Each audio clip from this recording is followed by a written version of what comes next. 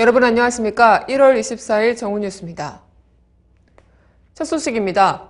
미국은행이 우리가 주한미군에게 주는 방위비 분담금을 가지고 이자 수익을 내고 있는 것이 공식 확인됐습니다. 2007년 이 문제가 제기됐을 때부터 이자 수익은 나지 않는다고 되풀이해온 정부의 말이 거짓말로 드러난 셈입니다. 외교부 당국자는 어제 주한미군 방위비 분담금이 예치된 커뮤니티 뱅크가 예치된 자금으로부터 이자 수익을 얻었다는 점을 한미 방위비 분담금 협상 과정에서 공식 확인했다고 밝혔습니다. 방위비 분담금은 커뮤니티 뱅크의 무이자 계좌에 예치돼 있으나 커뮤니티 뱅크가 이 자금을 활용해 이자 수익을 내고 있다는 것입니다.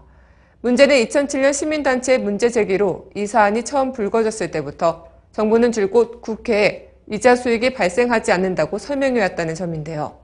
민주당 심재권 의원실에 따르면 국방부는 미측이 보유한 현금은 커뮤니티 뱅크의 무이자 계좌에 입금돼 관리되고 있으며 미측으로부터 이자 수익이 없음을 공식적으로 4차례 확인했다고 답변했습니다. 하지만 조태영 외교부 대변인은 이날 브리핑에서 이는 미국 정부와는 관계가 없고 동수익의 일부라도 주한미군이나 미 국방부에 이전된 바 없다는 것을 공식 확인한 바 있다고 말했습니다. 은행 차원의 통상적인 영업활동일 뿐 미국 정부로 이 수익이 틀러 들어가는 것은 아니라는 설명입니다. 그러나 이 같은 설명은 국세청이 비과세 근거로 커뮤니티 뱅크를 준 정부 기관으로 판단했던 것과도 충돌하며 미 국방부나 주한미군으로 가지 않는다면 이 수익은 도대체 어디로 가는지가 의문으로 남기에 앞으로 정부가 어떻게 대응할지 관심이 모이고 있습니다.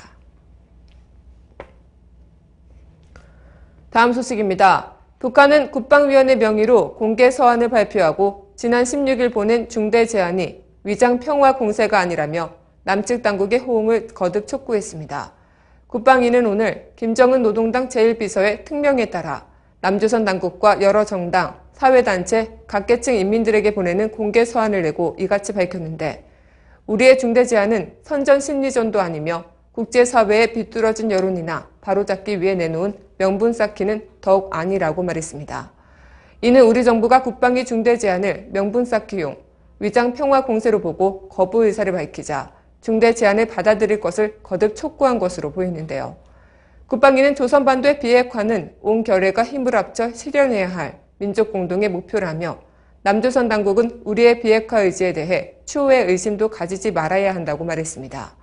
아울러 화해와 단합의 분위기를 조성하고 군사적 적대 행위를 전면 중지하는 것과 이산가족 상봉도 마련하고 금강산 관광도 재개하며 여러 가지 북남 협력과 교류를 활성화하자는 것이 우리의 결심이라고 덧붙였습니다.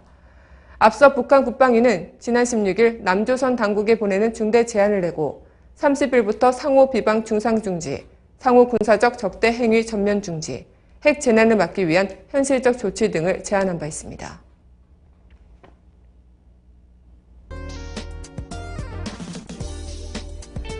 단신입니다.